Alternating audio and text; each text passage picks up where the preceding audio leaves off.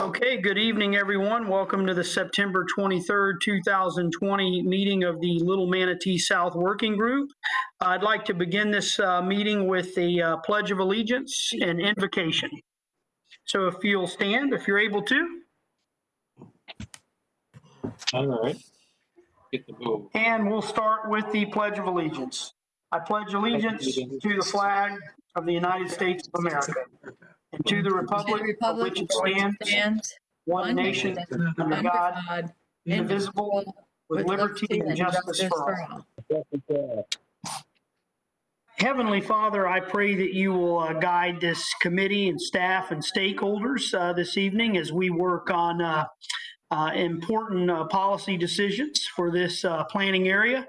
Lord, I'd also like to just take a minute to mourn the passing of Kent Bailey, a true environmental champion. I know he would love the work that we're doing here this evening.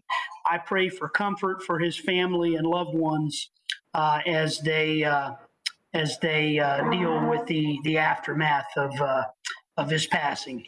Father, I pray for all of our first responders and members of our armed forces, that you will keep them safe and guide them each and every day. I ask for all of these blessings in your heavenly name. Amen. Okay. What we're going to do to start with is something that we've been doing at all of our county commission meetings, and that is to do a roll call to establish that we have a quorum. And James, I believe it's you that typically does that. We have the clerk recorder, Joe, on the line. Joe, are you with us? I am. Commissioner White? Here. Commissioner Smith? Here.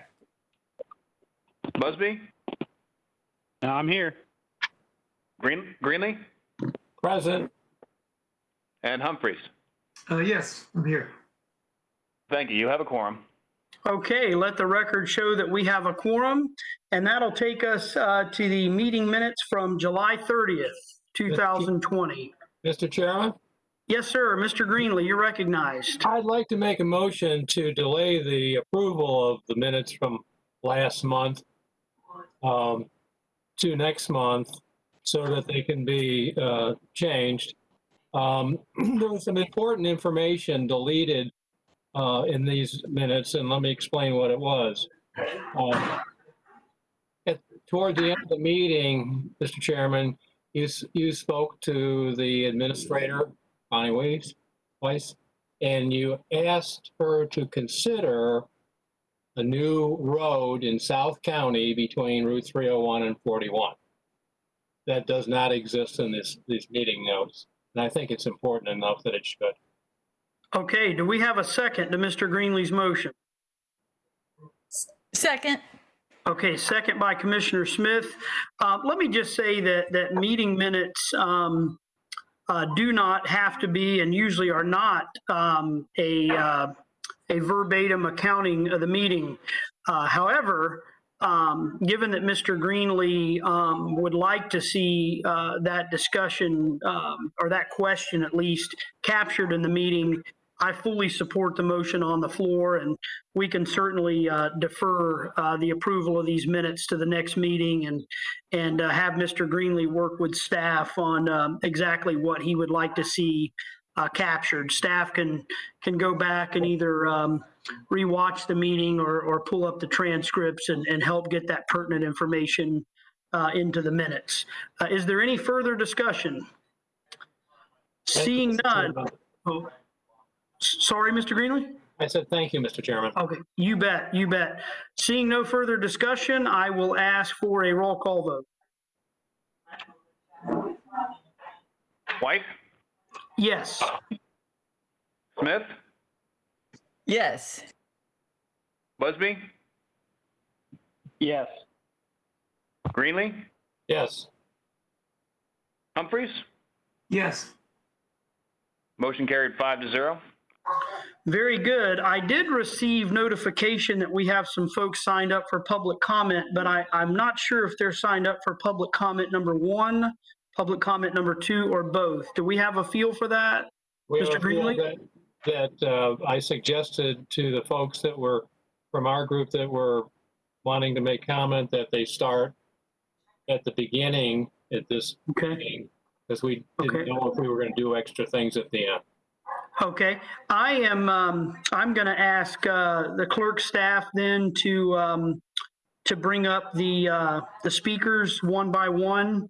I'm not sure whether or not I have a timekeeper on my end, so I'll ask the clerk's office to help me with the timekeeping as well. We have the timer set for 3 minutes, sir. Excellent, thank you.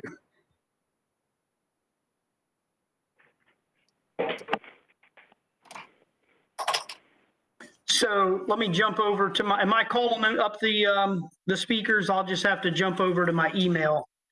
We have a Lynn Yershak up first.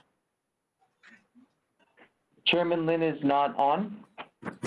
Okay, how about Catherine Mincer? Catherine, Yes. Catherine, go ahead.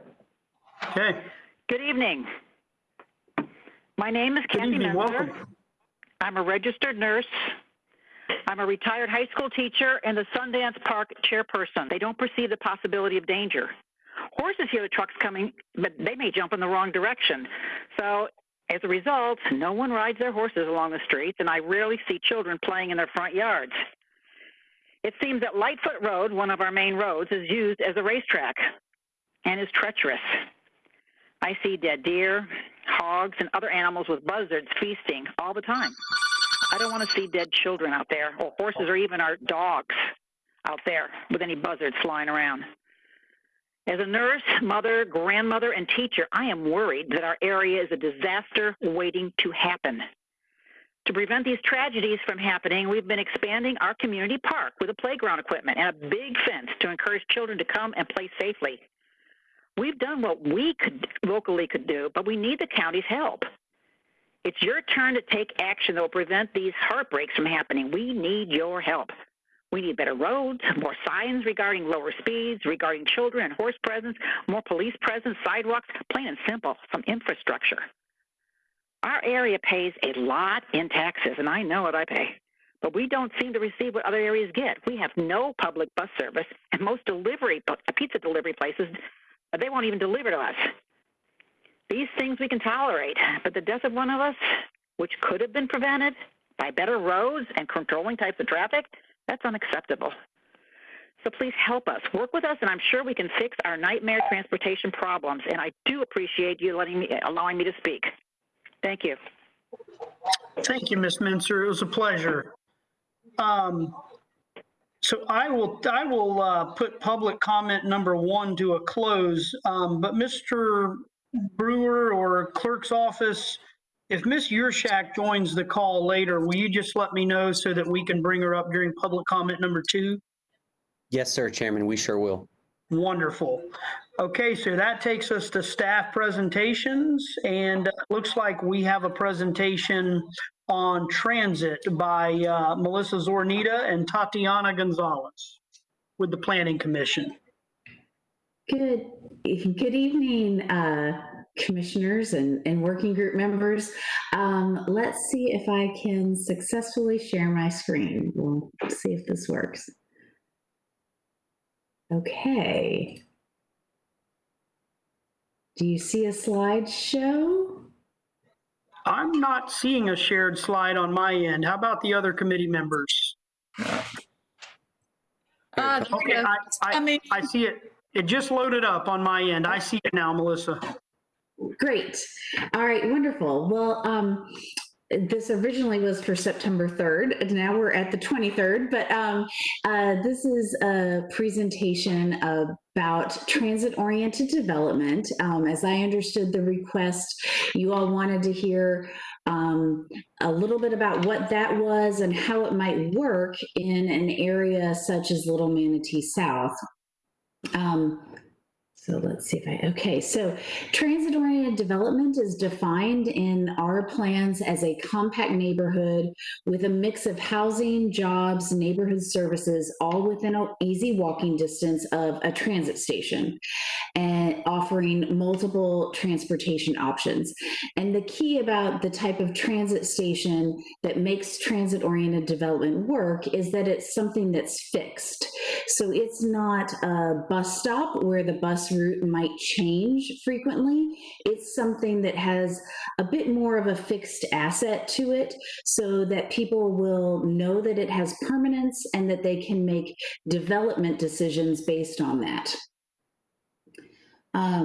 Some of the components of transit-oriented development are that it creates a walkable destination, it incorporates housing choices and a mix of uses so that people can find a lot of their daily needs within that area, that it has multiple travel options, so people might arrive by car but then be able to access a bus or train. And then usually a lot of the successful models incorporate some public space, whether it's public art or other community open space incorporated in it. And you'll see that as I give you a couple of different examples.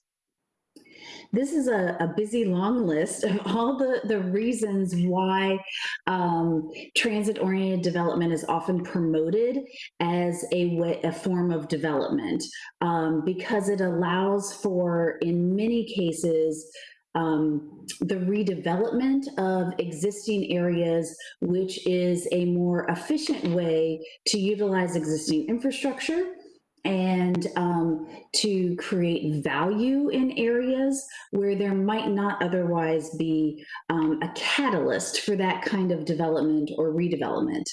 By focusing the growth in a more finite area, usually you're looking at a 5 to 10 minute walk around a station area, so maybe a quarter to a half mile radius. By doing that, you're not spreading the development further out, you're concentrating it around that transit station, and that might create opportunities to preserve open space or rural areas elsewhere. So the comprehensive plan for the unincorporated county has policy language that outlines that transit-oriented development is something that the unincorporated area would like to see. It is confined to the areas where at the point in which that was put in the comprehensive plan in 2010, more fixed asset transit was only envisioned to go between downtown and West Shore and downtown in the university area. And so really the portion of the unincorporated county where it was predominantly focused was in that university area, where some of that is in the unincorporated area just outside the city of Tampa. But we set up a framework that could allow for it to be contemplated in other areas if transit lines were considered in other places. And I should mention that in terms of a fixed asset, what we're thinking about is not necessarily, a lot of the pictures that I have happen to be of places where I or other staff have visited and seen rail lines, but it also works around bus rapid transit. And there are a couple of very, well, for planners, notorious examples of that. Like in Cleveland, Ohio, they have a very successful bus rapid transit line connecting several medical districts, and have made that work and created some transit-oriented development around bus assets as well. I think the key is that they become more permanent than perhaps some of our bus routes or express bus routes are today. And so Hart is starting to look at that and within the city of Tampa, and again, going up to the university area. So within the comprehensive plan, we outlined that there are different types of stations. And so there's kind of a hierarchy here. I'll walk through them and then probably I'll spend a little bit more time on the neighborhood center station, because if something was to occur in Little Manatee South, I think that's the scale of station that you would be looking at. But there's a lot that between here and there, of course. So, the high intensity urban station is something like a downtown. These are some photos of downtown Denver and some of the large scale development that has occurred along their transit centers. It's very much an intermodal hub where all the different modes of transit come together because that's the central focal point. A mixed-use regional center would be sort of the next tier down. And if you were to think about our community, that might be a West Shore or a university area, someplace where you want to have urban levels of development. You have more walkable development patterns. You have mixed use occurring already, and you have some regional destinations like the airport or the University of South Florida that you're wanting to connect.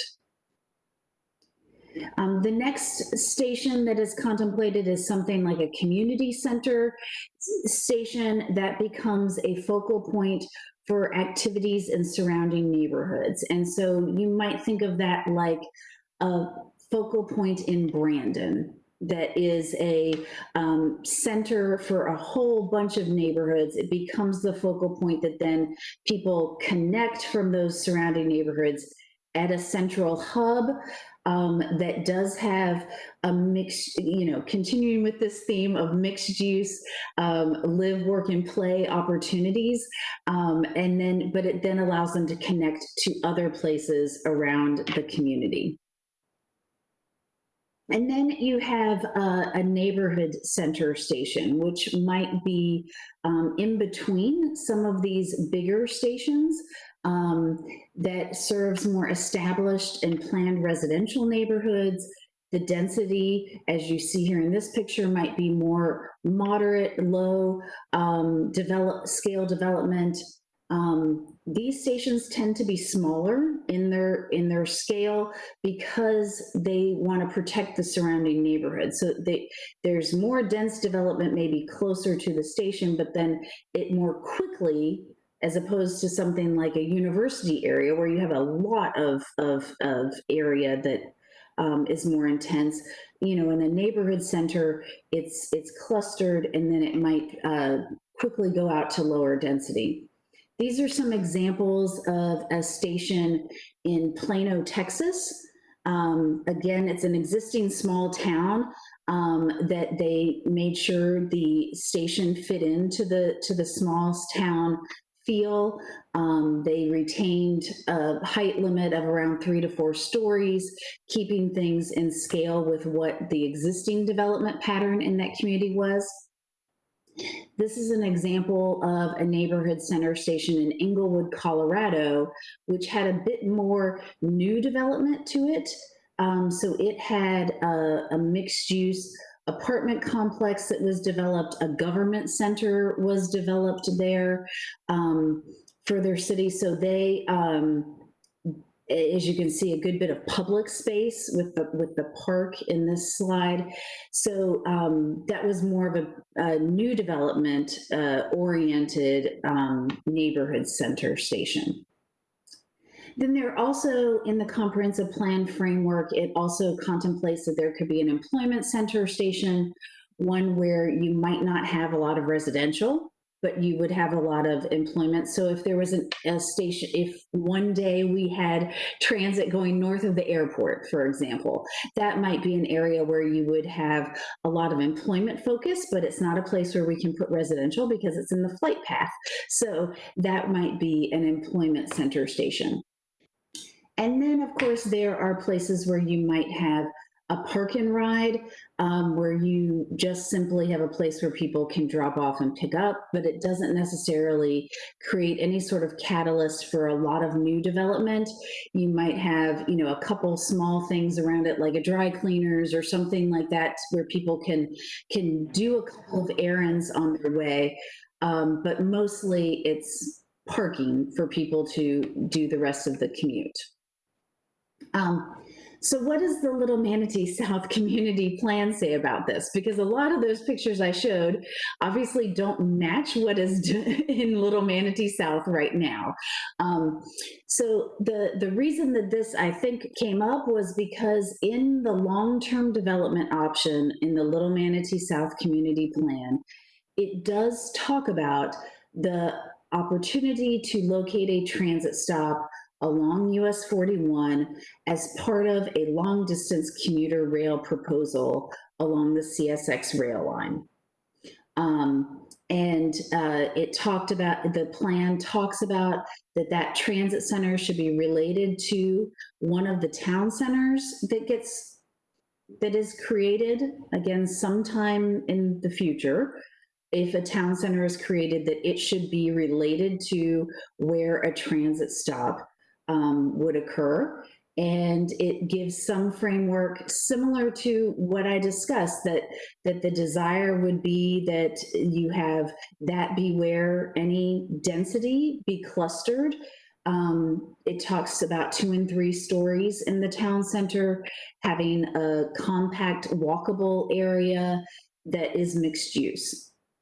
So that is what is contemplated in the community plan, that at the point, I should say there's a whole lot before this section of the long-term development options about how you reach the long-term development option, but at the point that is something that the community has determined they're ready for, that there would be this tie-in to a potential transit station. With that, I would be happy to answer questions. That's what I had prepared. Okay, do we have any questions for Ms. Zornitta, for Melissa? Yes, I have some Okay. comments. Go ahead, Commissioner Smith, you have the floor. Thank you. So as I'm looking at this, I'm thinking, you know, it's so aspirational, and it's so it's unimaginable that any of this that has been shown here could be occurring south of the Little Manatee River in the next few decades. Even the Plano, Texas, small town, you know, 4 levels down station, I quickly checked, and Plano, Texas has a population of 288,539 people. In order to cost justify that, even that low 4 levels down level of a transit station for transit-oriented development. As the chair of the HART board right now, wrestling with just dire budgetary problems over there, we are making cuts to the basic level of bus service that we're able to barely keep running on a shoestring right now. If we don't get that transportation tax through the Supreme Court challenge, we have zero funding for the rest of my life to bring transit down to Gibsonton, much less Apollo Beach, much less Ruskin, much less south of the river. That's very expensive. And the CSX tracks, these CSX tracks are not for sale by CSX. We are contemplating converting the CSX tracks between the university and downtown area, but we've been in talks with CSX, and those tracks are potentially negotiable. But again, oh my goodness, that will take an awful lot of money to make that happen. And all of that would be happening before we are able to then spread out our transit system to connect to Brandon someday, spread out to connect to some of the other urban nodes within the urban service area. And we are I mean, I just can't even imagine 50 years when we might have buses coming here. You know, and even the very bottom park and ride, that needs to be on the way to something in order to really afford. You'd still have to send buses down here in order to be able to afford a park and ride stop. It would have to be, you know, because it's on the way of something that would be happening several other places in the county, and before we would be sending a bus way down here. And then in order to support that, any of that kind of transit-oriented development, you would have to be ready to, as you alluded to, Melissa, to increase density by several orders of magnitude to cost justify sending transit down out this far. I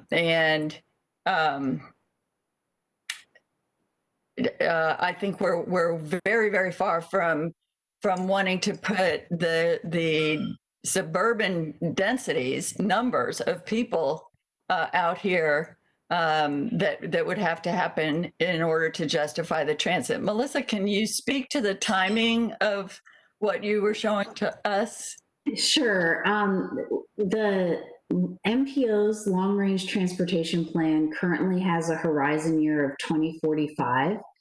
At this time, that does not include transit coming down 41. And that is even if the transportation sales surtax funding was a source. So when they look at what's cost, even if you include that money, which we don't currently have access to, it would not be cost feasible to have this project in the long range transportation plan out to 2045.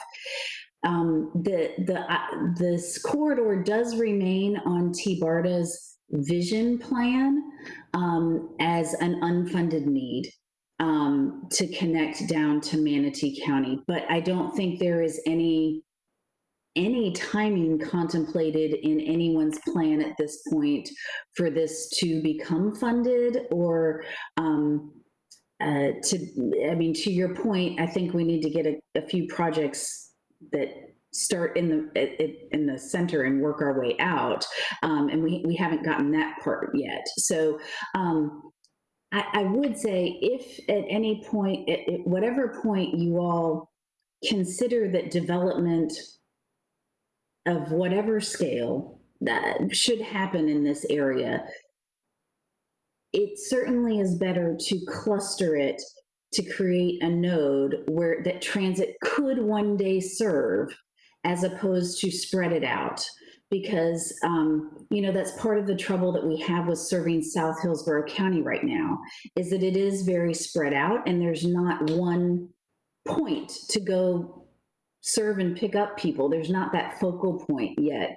And hopefully we'll get there. Hopefully we'll be able to create that. But I think if you all can keep that idea in mind, and whatever, I don't know at this point that there's a horizon year in mind, but at the point that is contemplated, I think that's the only thing I could advise, is that it's better to cluster it than to spread it out, so that you at least are setting yourselves up for something that one day, someday could be served if we had all the money in the world to do it. Thank you. Great.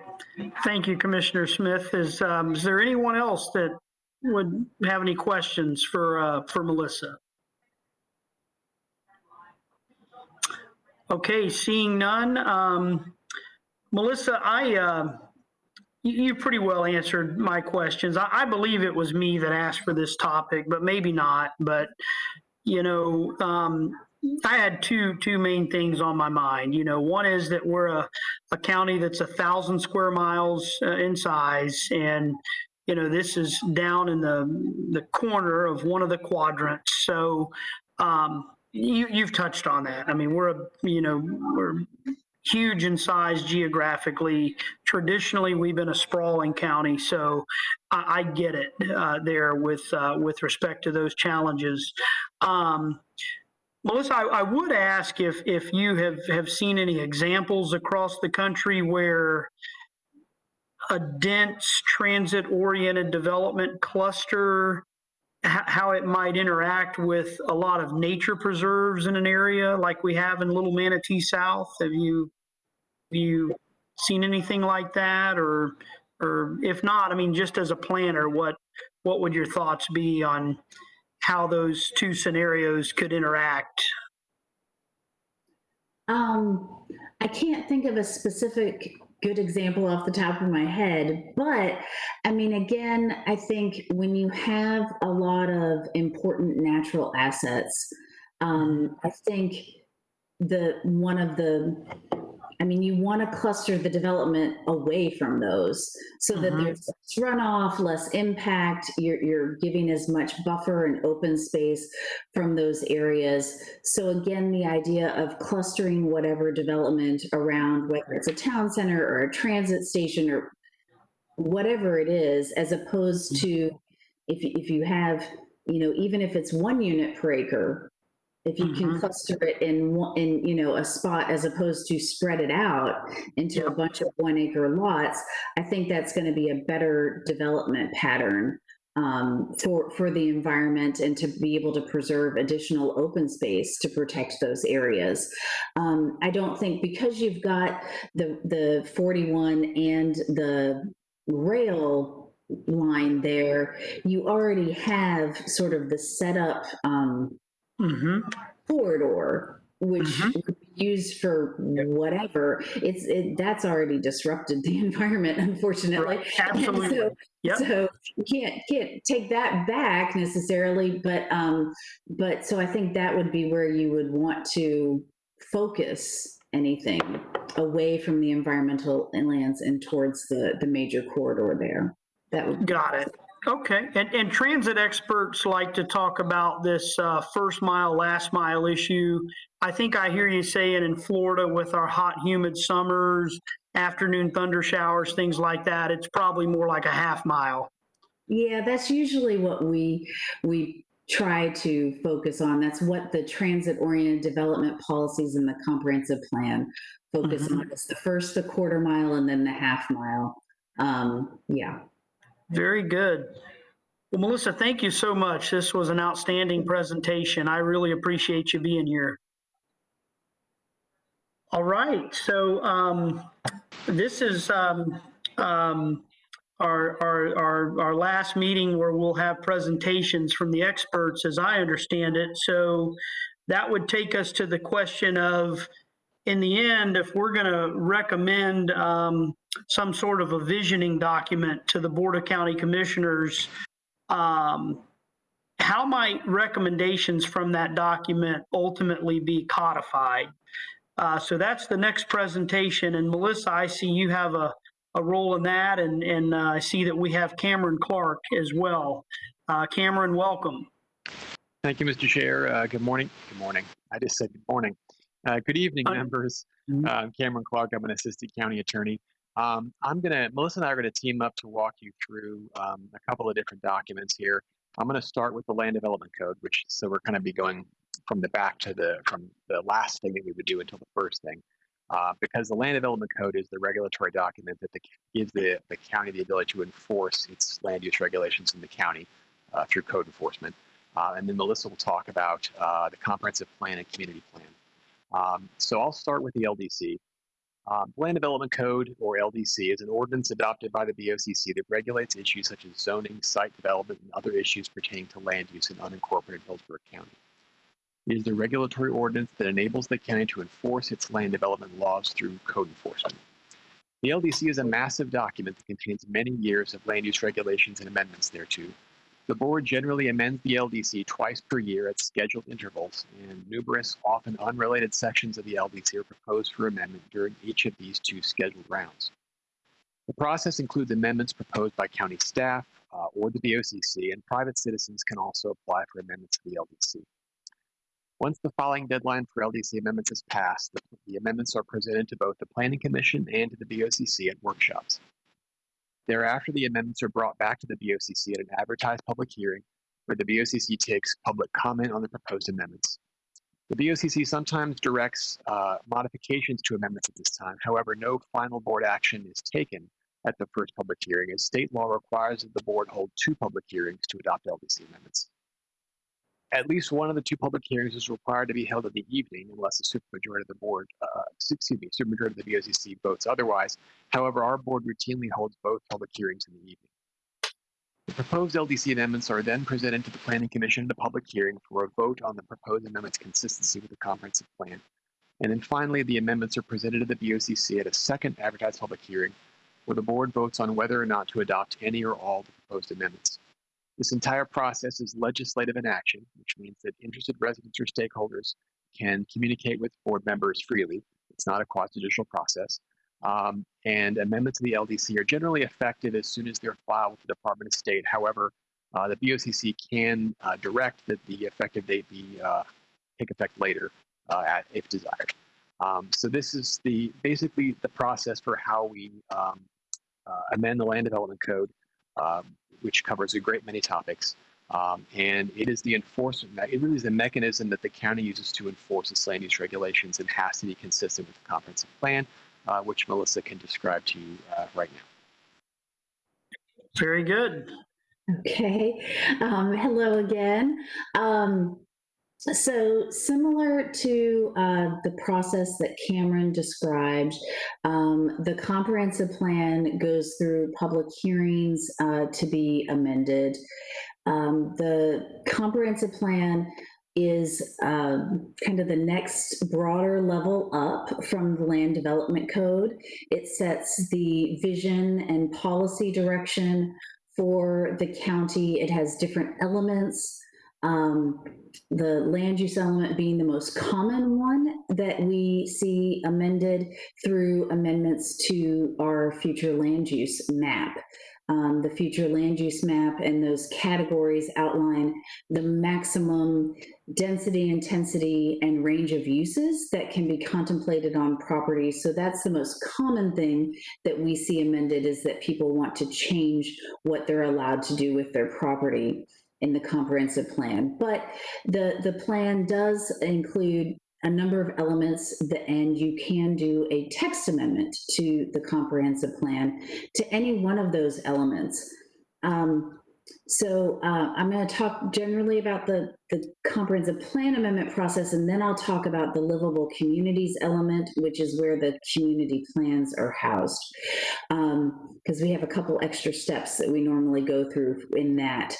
So a regular comprehensive plan amendment, whether initiated by a private applicant or one of the local governments, the Planning Commission, would go through a staff review process where we send it out to a number of agencies for review. We have a series of workshops with the Board of County Commissioners and with the Planning Commission to get input and feedback on the amendment.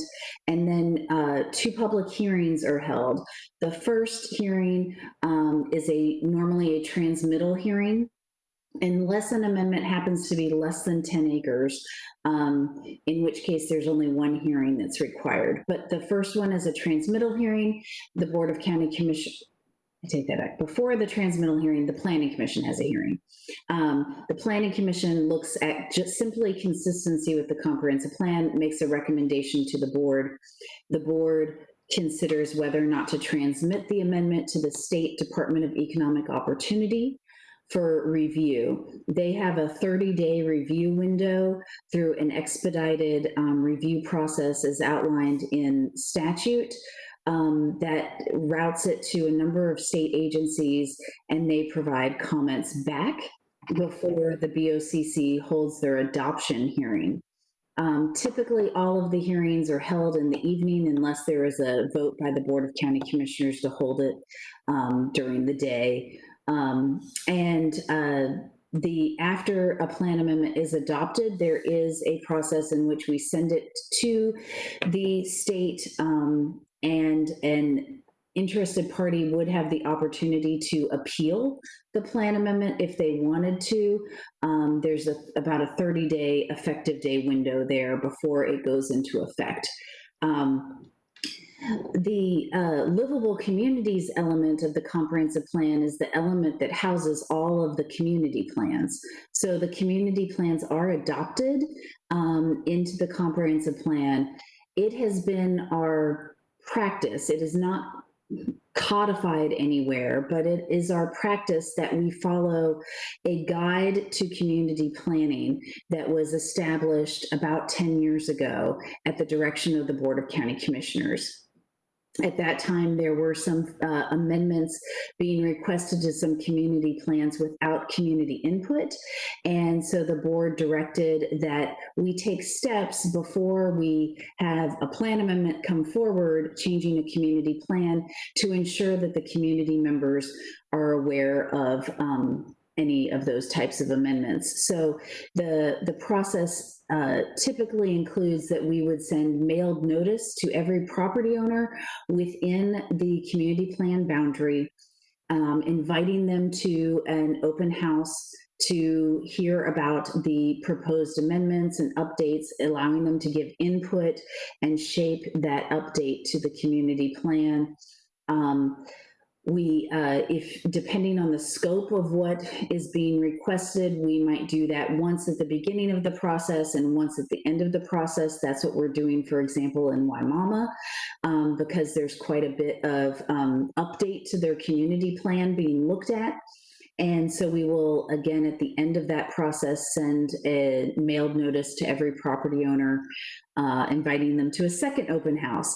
And then that package would move through the plan amendment process and go to workshops and public hearings with the Planning Commission and the Board of County Commissioners. So that's sort of an additional process on the front end before the plan amendment goes through the process that has been what has typically been followed by amendments to community plans. And I'd be happy to answer any questions. Very good. Does anyone have any questions of Cameron or Melissa? No, sir. Okay. Well, let me just say that I felt that it was important for particularly Mr. Greenlee and Mr. Busby to hear this presentation, two of our citizen members.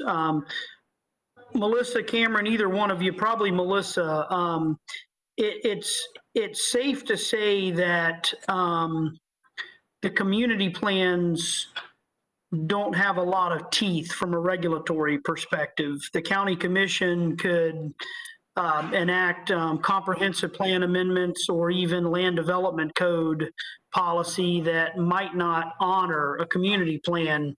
I know that you and your staff, would likely not recommend that, but it could certainly happen, right? So it's really those comp plan policies and more importantly, regulations finding their way into the land development code that really begins to bring all this together. Certainly the best way to make sure that something is implemented is to make sure it's in the land development code, because then that applies to every development, whether it needs a plan amendment or a rezoning or just needs to go to a subdivision or site plan approval. So that is probably the best way to make sure that something is implemented, is if all of those documents line up in order and you have the regulations in place.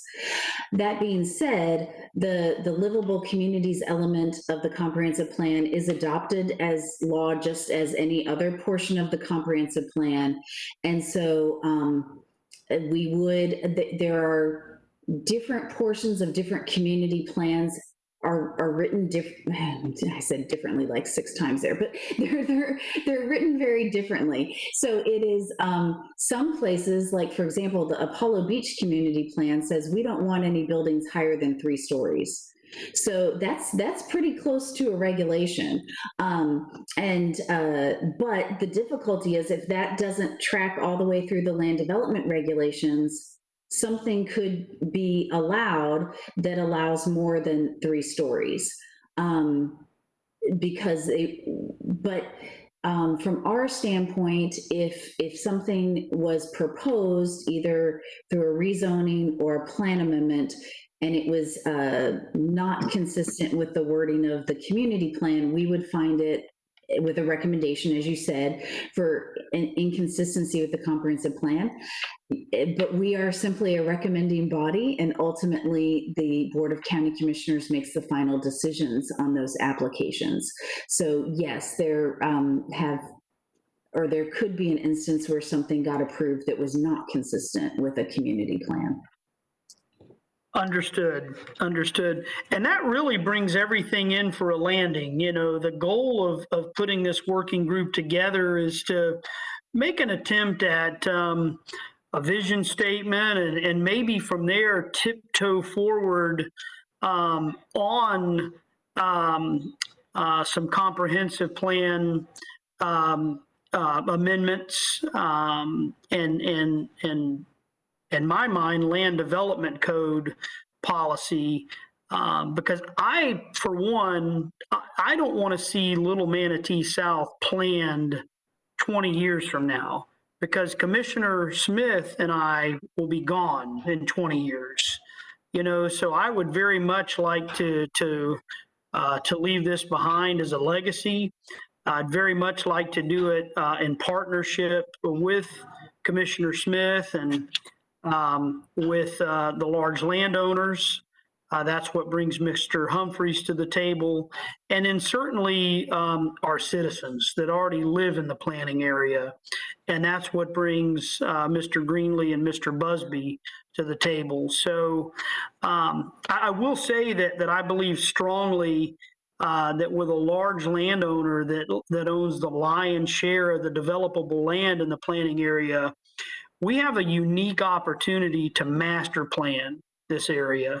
And it's not an opportunity that we've had in many other cases in the county. So with that being said, as I mentioned a meeting or two ago, what I'd like to do as a next step is ask Brandon to spend about an hour one-on-one with each committee member and just capture some thoughts or desires on what they'd like to see in a visioning document for this committee to discuss and debate and enact or pass, and then to take that to the county commission for some further discussion and its blessing. And from there, who knows where we go, but I would at least like to put together what I'm calling a visioning document that would lay out some guidelines for planning and ultimately future development for this area, and to have it done in such a way that it honors that community plan that citizens and activists and other stakeholders work so hard on. So, Brandon, do you think you could have those meetings done in a month? Yes, sir. I think we can. Everyone's Okay. very generous with their schedules, and we appreciate your flexibility, and we'll honor your time and keep it at an hour. And thank you in advance. Sure. I am going to ask the members of this committee to probably be prepared for the next meeting, which will be our last meeting, to last maybe a couple hours. So, you know, plan on being available maybe from 6 to about 8, because I hope that we can have some robust discussion, debate if necessary, and then put our blessing on a document that we would then schedule for a county commission meeting. So I guess I'll pause for a moment and see if any of the committee members have any questions. Commissioner Smith, I do. Yes. Thank you.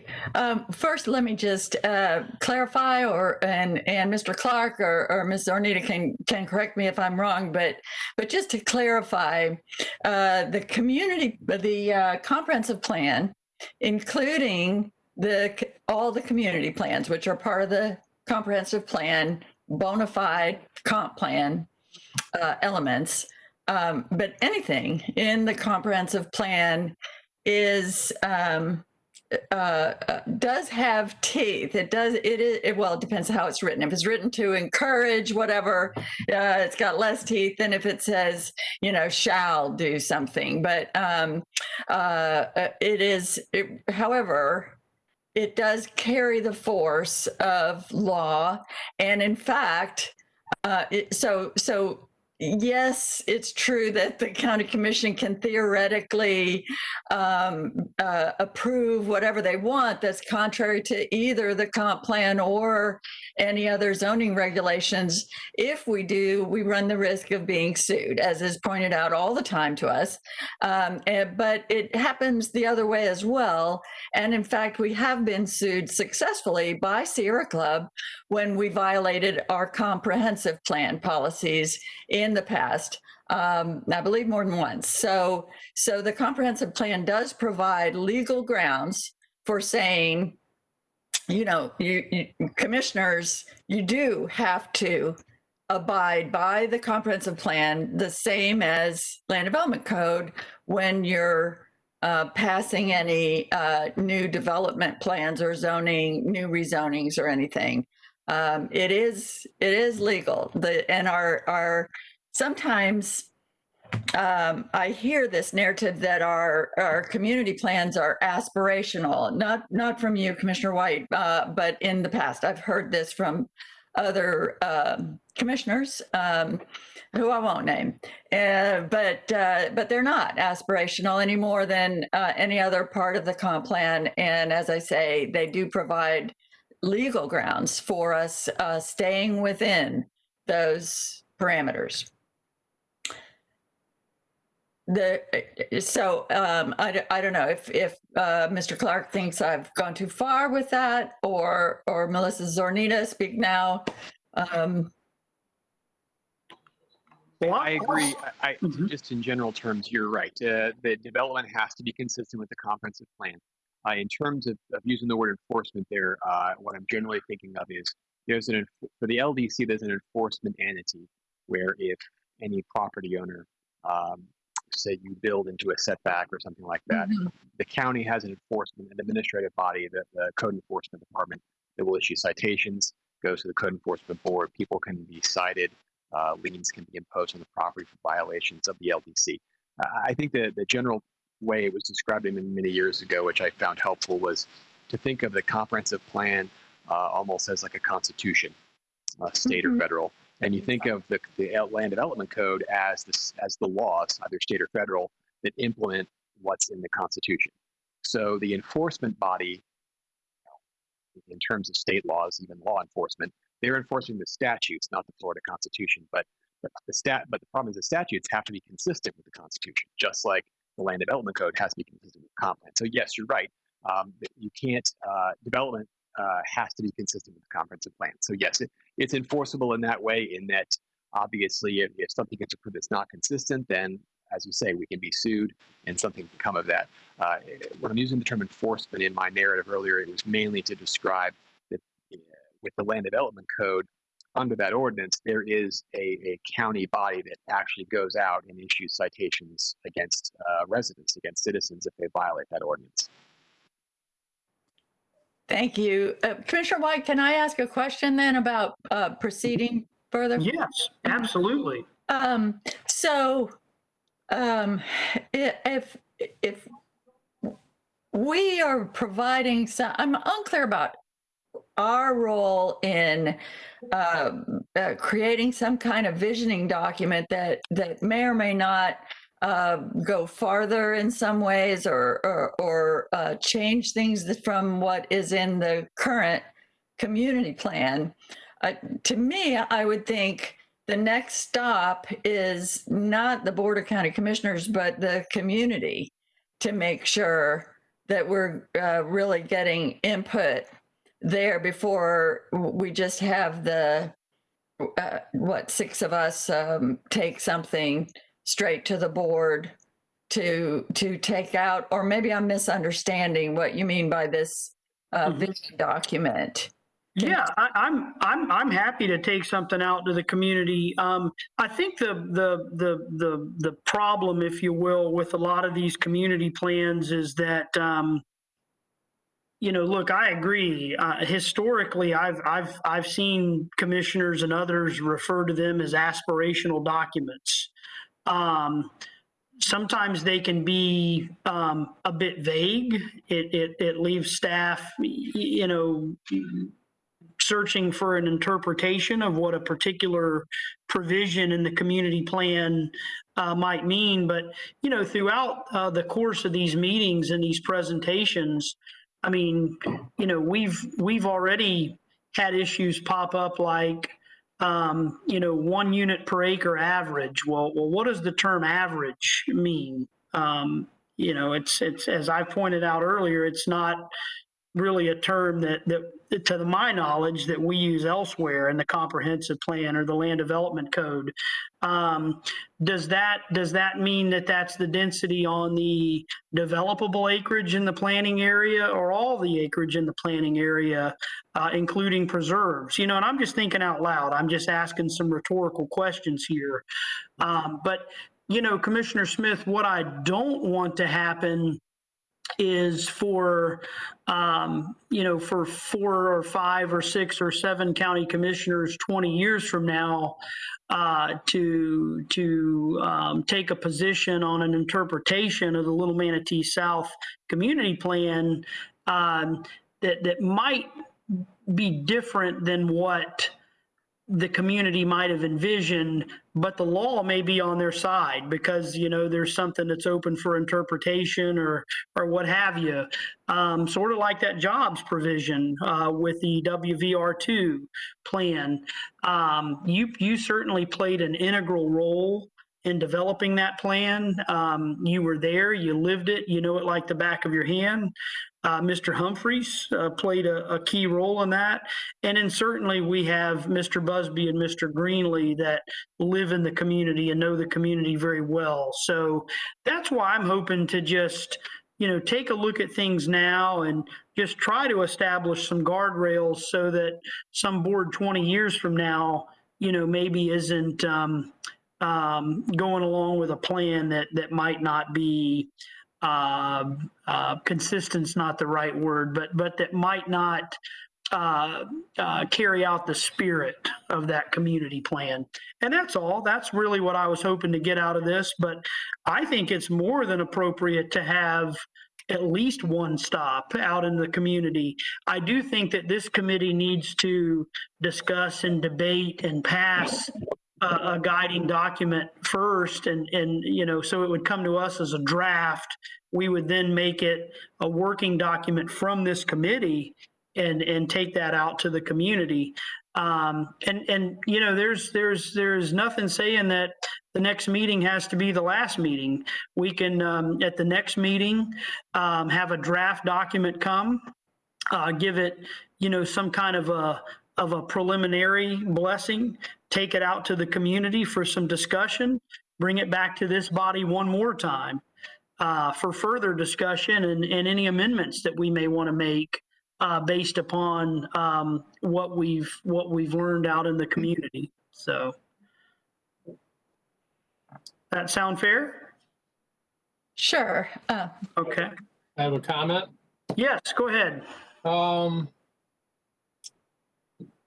Just want to take you back to 2011, a little bit after the 2010 blessing of Little Manatee South Community Plan. We spent months and months and months and months with 25 to 30 people, making sure that there wasn't a lot of question either a year later or 10 years later.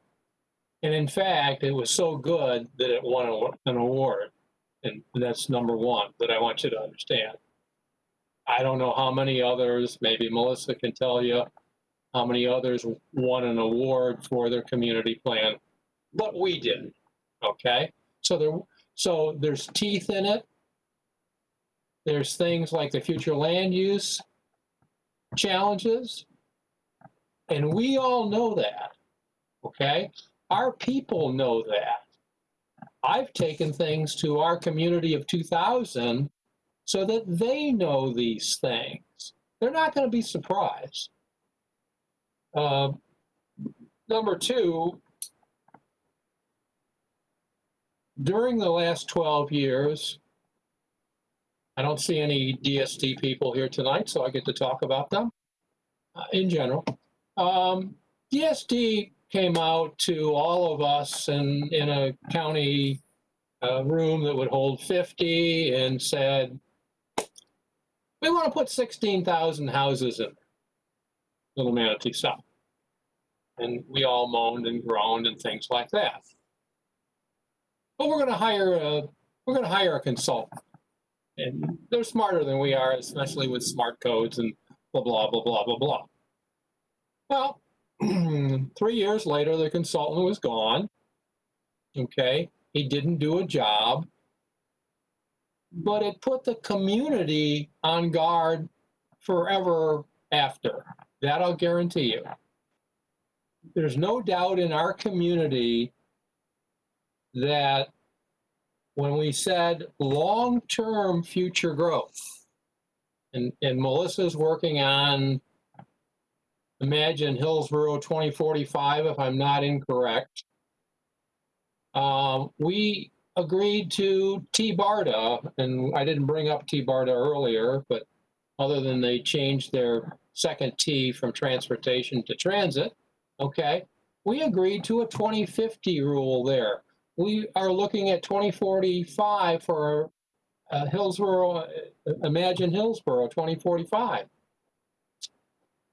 Commissioner White, I don't agree at all that putting some stakes in the ground from the LDC is the proper thing to do in the next year or two. Not at all. And we'll probably stand up against that with a lot of people and a lot of justification for not doing it.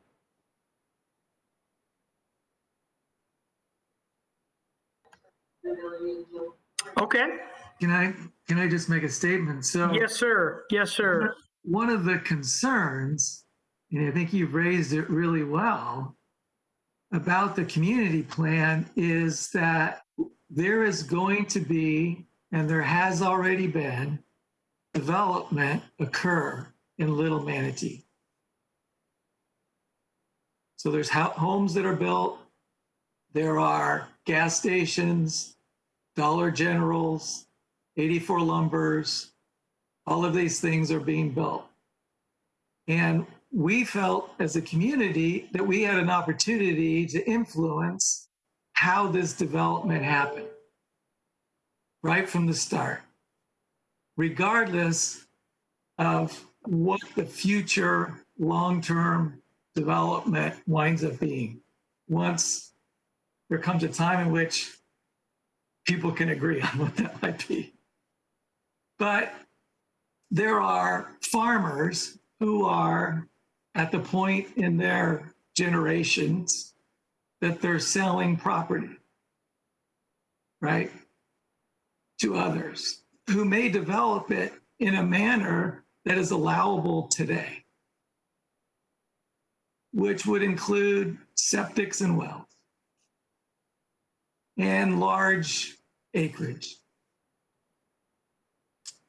And I'm not arguing that large acreage isn't acceptable, but I don't think that we want to harm the environment any more than what we may already do. So there is an opportunity for us to protect what is sacred down there to all of us.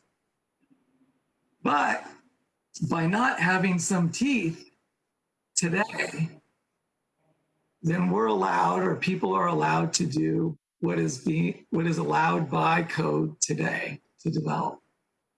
When we bought our 1,400 acres, there was a large lot development plan between I-75. That's where we own the property, at least some of it, right next to Sundance. It wouldn't have solved any transportation problem, and it wouldn't have helped the environment whatsoever. Right there by Curiosity Creek. Anyway, point is, allowing for current development does not protect the environment today down there in a manner that we could. It doesn't allow for roads that would enhance quality of life, provide safety for our neighbors. So anyway, that's the framework in which why it is we created that community plan. And our hope was that that could be codified in a manner that it could be enforced today. So we've spent since 2010 trying to figure this out, and we've really made no progress to that end to be able to develop a code. And you know, in some respects, maybe we have failed as a large landowner in our vision of what we think could be done down there. That could create this really great place where we are using those tools that you all are talking about in your meeting yesterday, Commissioner Smith, about how to do great streets, right? And how to ensure that there's fewer deaths on roads, right? All of those kinds of things. So anyway, so that's my 2 cents. I think we have an opportunity. I think it's bigger than what we are thinking about here. I don't think it is about necessarily it's about density. I think it's a bigger picture. What can we really do here that's special, and what do we need to do, and what opportunities do we have to do that? I think the community plan really made an effort to try to do that. If we look at the visioning statement, I think we really tried to capture all of those opportunities, at least as a first step. And there was consensus between the group in what's written. So anyway, Mr. Greenlee, I can appreciate the fact that you and others put a lot of hard work into this community plan, and you know, I get it that the community plan is codified currently in the comprehensive plan.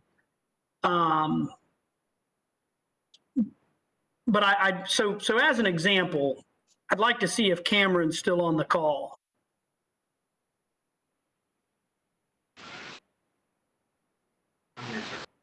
He is. I'm sorry, I'm here, sir. So Cameron, I've brought the community plan up. And I know I'm to some degree putting you on the spot here, but I'd like to read this provision to you and ask you what it means. Okay. So one provision in here says provide incentives such as bonus densities or intensities in the land development code through a table. I tell you what, Cameron, how quickly can you get the community plan in front of you? It could take me a few minutes. I was going to say, because your audio went out there for a minute while I was trying to listen to you. I'll see how long it takes me to pull it up. Okay. I just stopped talking because there was some background noise and I wanted to make sure you could hear me.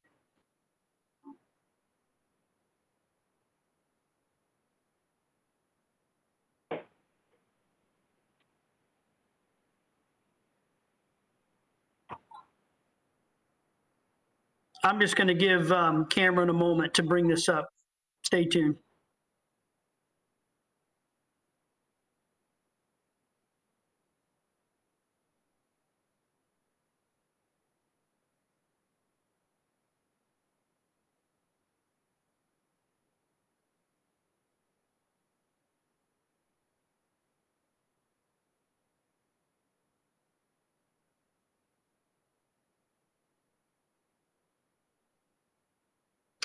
Some connectivity Okay.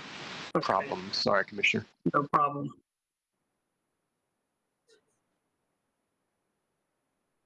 If it helps, Cameron, I just started with a Google search, and then there are some links to the livable communities element of the comp plan. And once you're there, it's page 161 of the livable communities element.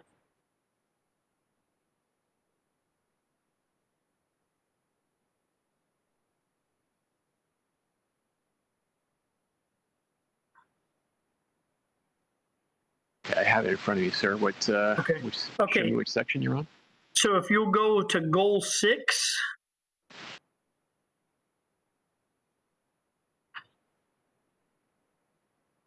(161). Mm-hmm. Yep. And if you just start scrolling from there through the various goals, if you'll arrive at goal 6, long-term development options.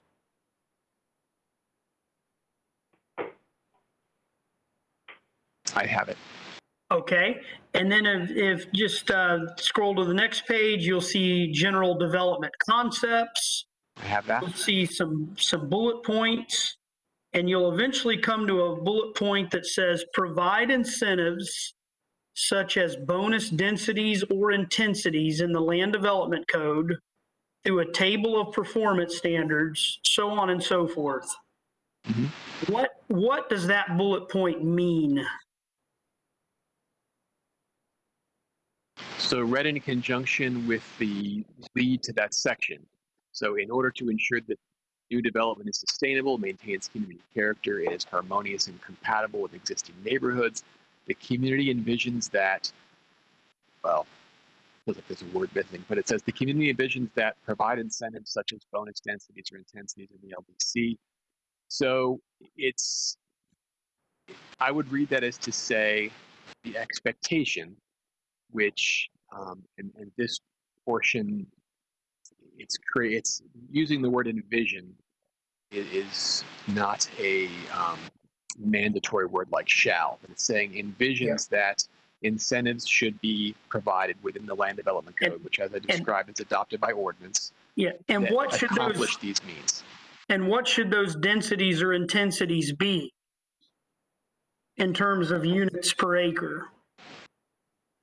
It's this section, the portion I'm looking at is not consistent. I'm sorry, excuse me. It's not explicit. It's not expressly creating it in that bullet point. And that's all I need, Cameron. That, ladies and gentlemen, is why we need this working group and why we need to put a visioning document together. Because guess what? If we don't move forward with a vision statement and with some guardrails right now, let me assure you that a county commission 10, 20, 30 years from now is going to make an interpretation on what that means. And we might not like their interpretation. And I can tell you there are a number of other provisions in this community plan that potentially open the same sort of Pandora's box. So I stand by my commitment to put this group together and put something together. And yes, the community should be involved. There should be a stop in the community. But we need to put some guardrails together if we want to leave our stamp on this and our legacy on this and get something in front of the county commission and get some sort of guardrails in place. Even if it goes no further than a visioning document, at least that's something that's on record and has been voted upon by the county commission. But let me tell you, that provision alone scares me to death. If you look at some county commission 20 years from now making an interpretation as to what that means. So Mr. Greenlee, Commissioner Smith, I really, really have a high level of appreciation for the hard work and for the dedication that you put into developing this community plan. But let me tell you, these documents, aspirational is not the right word. I know that that commissioners and to some degree staff members have used the term aspirational in the past, but it's bullet points like that one that could get us in a world of trouble if we don't put our fingerprints and our legacy on this now. I would very much like to do that, If that's not the will of this committee after a year of work, then so be it. We'll hold the line on the urban service area. We'll leave it as is. Mr. Humphreys may decide to do a bunch of 5-acre tracts down there. Maybe not. Maybe he'll wait for those 20 years, 10, 20 years, and see how a future Board of County Commissioners might interpret some of these provisions. But I believe strongly that we should have a draft document come to this board in a month, discuss it, debate it. I'll call it an initial vote, have a stop in the community. We can bring it back to this body, have some further discussion. But I stand by my assertion that we should put something together and take it to the county commission and at least begin to tiptoe forward with some guardrails. But I'll listen to any feedback that we might have. Commissioner Smith. Thank you. I'm really not sure what the danger is. I'm not sure where people are developing now contrary to the community plan in ways that they wouldn't. I'm just not sure what the danger is. What does scare me is beginning to noodle with, or I'm sorry, that's the wrong word, but beginning to work with density bonuses because,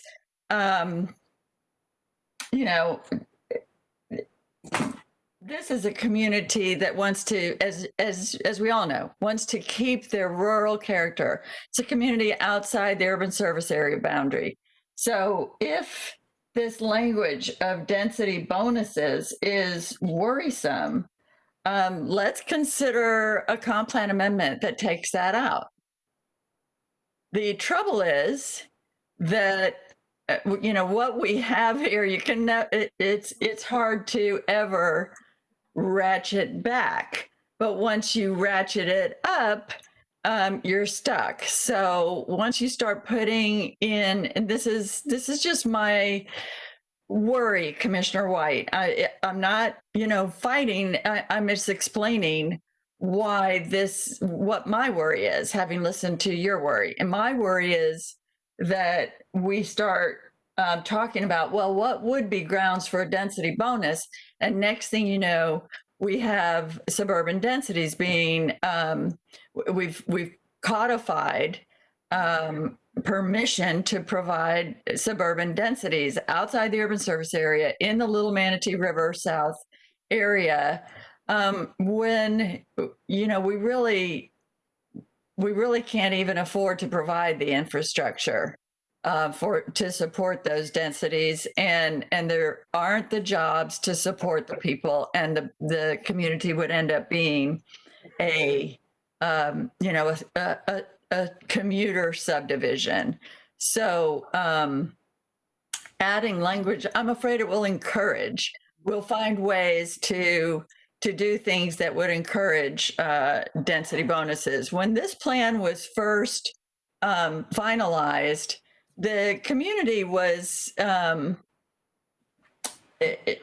of led to believe or came to the consensus around an idea that some of these density bonuses and things are a long way off and you don't have to worry about it. And what happened before the ink was even dry on this community plan is that landowners started pressing for those suburban densities.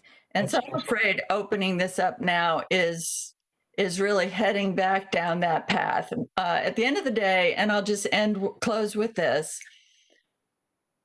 I agree in principle with the idea of codifying community plans where necessary. I'm not sure, we haven't been shown where that is necessary in this community plan. In the Ruskin community plan, we came to a point where our lot size and density guidelines needed to be codified. We came to a point where our downtown plan needed to be codified in the land development code. But I have not seen in all our presentations any concrete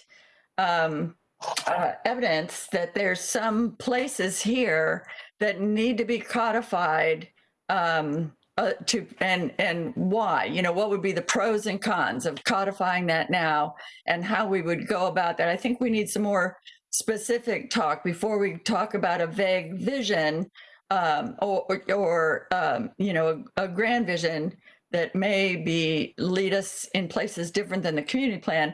The community plan has vision, plenty of vision.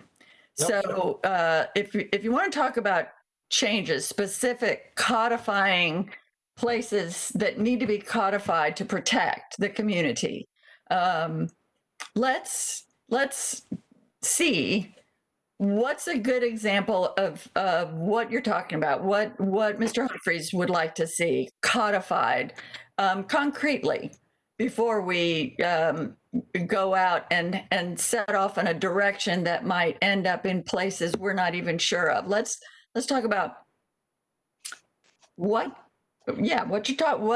you would need to codify. I'm open to codifying things that need to be codified for the protection. I'm worried about codifying things in ways that would stretch the community plan or bring density sooner than this community is ready to bring and sooner than the county is ready to support.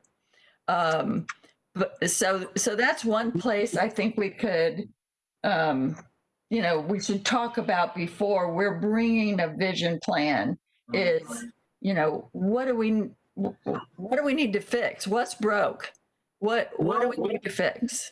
Well, Commissioner Smith, let me just say that that I have heard of a vision for well over 20,000 residential units in the planning area, and there's there's an interpretation that could be consistent with the community plan, at least by some. So, that's the sort of issue that I want to take on head on today, because, I personally would not necessarily want to leave that in the hands of a board that might be interpreting this community plan 20 years from now. Look, if we want to punt and leave this up to a future board, then so be it, if that's the will of this committee. But I like to think of myself as forward-looking, someone that's looking to the future, and someone that would like to make decisions that is going to leave a legacy, and that's going to take shape many, many years from the time that I sat on this board. But I guess that's the big question now is do we want to punt, or do we want to take a shot at at least some sort of a visioning document? And maybe visioning document's not a good term because I know that there is a vision statement in the community plan, but I guess that's the big question before this committee this evening. I have one comment, and I'm not going to talk about densities or anything like that. I'm going to talk about one thing only. You know how many times the term future long-term residential development is in this 21 pages? A lot, and I can give you a number, but that's not important. The important thing is that in the 25 to 30 people that met every month, sometimes once a month, sometimes twice a month, for almost 3 years, no one had a problem leaving the decisions to future boards. No one. So I don't either.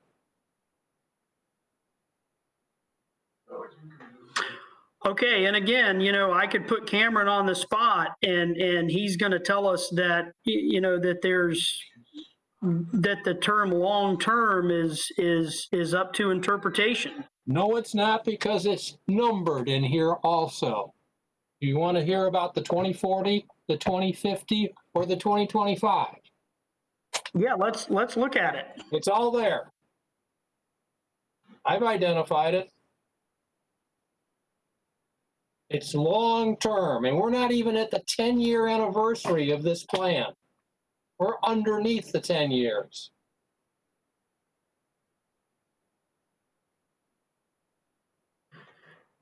Well, I guess what I need to do then is call for a vote as to whether or not we want to have a final meeting and put together a visioning document for a draft for discussion, debate, and a vote. And that could involve a stop at the community. I guess I'll entertain a motion if anyone feels strongly that that we should continue on and put something together for the Board of County Commissioners. Commissioner White, Yeah. What I would recommend is one meeting worth of some of the specifics that I was asking for. What is the problem we're trying to fix? What is a possible land development code that would be suggested? The idea of a land development code that would be needed to put guardrails on some piece of this plan. I mean, I'm willing to listen to a specific solution. I agree with Mr. Greenlee that I'm worried about putting another visioning, even going to the community and with something that is not, where I don't understand where this is going, and I don't understand. I don't think our time has been wasted. Me personally, I've learned a lot. I think we've been able to discuss a lot of ideas here between us and these community leaders. And so I think that's been fruitful, even if we do end up deciding that the time is not now to press for changing the community plan. If you want to bring something back as an example of a concrete land development code kind of proposal that's needed to implement, provide teeth for this community plan in ways that would, protect what the vision of the plan is, I would be open to hearing that. Otherwise, a vision, the whole vision thing is, I agree with Mr. Greenlee, and I think it's a point well taken that this plan is not yet 10 years old, and other community plans, don't get updated before they're 10 years old. That's a little early to be trying to update the community plan or make any major changes. Yeah, well, I've said all along that the goal of this committee is not to update the community plan. The community plan is the community plan. And Commissioner Smith, you've just described what I'm terming as a visioning document. So maybe I'm just not giving it the right title or description. Maybe we call it a discussion document.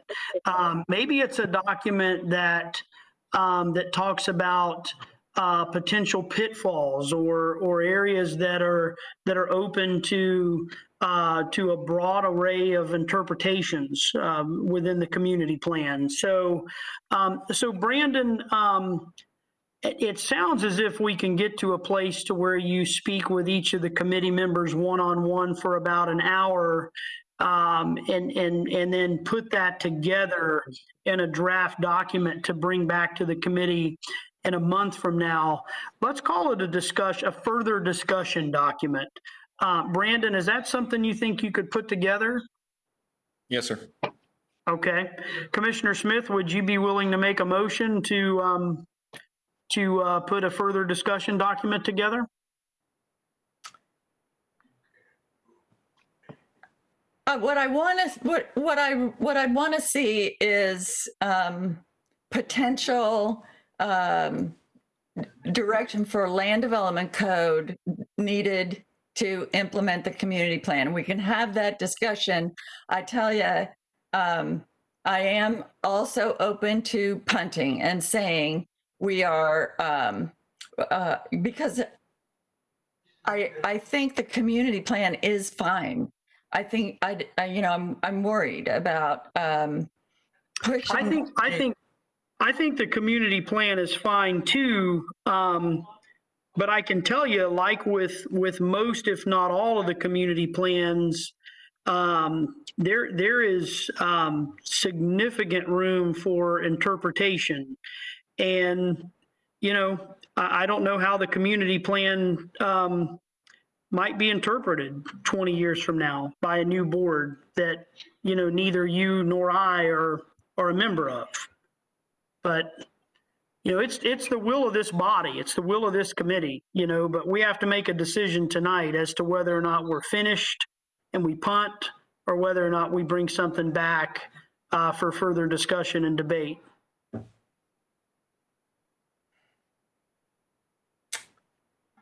I'm on the bubble. So if someone else wants to make a motion. Okay. Mr. Chairman, that what I thought was true, and it turned out not to be true, that this was not the last meeting of this committee. But I always wondered, what was the final product? Okay. And I never had a good feel for it for 12 months. A vision statement, we got a vision statement. We don't need a vision statement. You learn relative to our community about a lot of problems. I've done a survey, a cross-section survey, just so you know, of directors of the HOA, committee chairman, and just plain residents. I have a 5-page document that is what my friend Mr. Wagner is going to get if we talk. I don't know where that's going to go. I don't know if it's going to be edited down. I don't know the bottom line of it. So my recommendation is, it's been a good 12 months. I think we end this. That's my recommendation. Okay, so we've had minutes deferred to a next meeting. So what I'm going to ask Mr. Wagner to do is to prepare an agenda for a final meeting that will contain the minutes with Mr. Greenlee's requested amendments or edits, and a draft report to send to the county commission on what we've done for the prior 12 months. Yep. And as Brandon just heard, I have multiple people from our community who pitched in on about 5 or 6 major things, and he's going to hear about that, and he'll get it in writing. So it'll make it easy for him to put together the Sundance version. Did we get that, please? Okay. But there's never the same interest in fixing problems before we LDC things than there is after. Our leverage is now, okay? You want to develop, you're going to fix some problems. And we mean it. We've gone to Planning Commission hundreds of times. We've gone to BOCC hundreds of times and won our fair share. We will again. Understood. Is there any further discussion or any further information to bring before this committee? Seeing none, Mr. Wagner, I will ask you to schedule a final meeting approximately 30 days from now with the 2 items that we discussed. That'll be the minutes and the draft report. And with that being said, this meeting's adjourned.